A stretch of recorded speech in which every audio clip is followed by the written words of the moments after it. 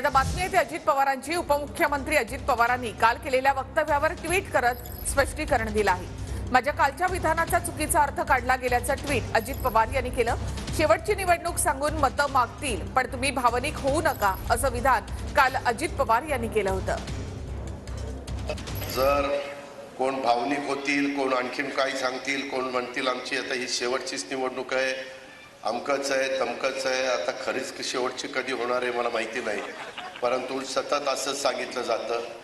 ते तुम्ही भावनिक होऊ नका ही माझी खूप कळकळीची विनंती आहे।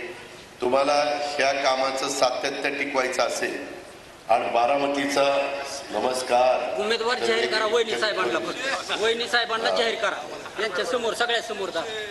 तर त्याच्यामध्ये मला आपल्याला एवढं सांगायचं, याला म्हणतात बारामती।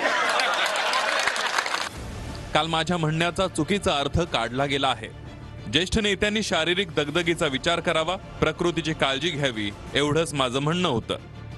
काही लोक स्वतःच्या राजकारणासाठी ज्येष्ठ नेत्यांचा वापर करू पाहतात, त्यांना या गोष्टी कळणार नाहीत। पण काही लोकांना धचा मा करायची सवयच असते, अशा नाटकीबाज लोकांना मी महत्त्व देत नाही। मात्र सर्वसामान्य लोकांना माझ्या भावना कळाव्यात म्हणून मी हे म्हणणं मांडत आहे।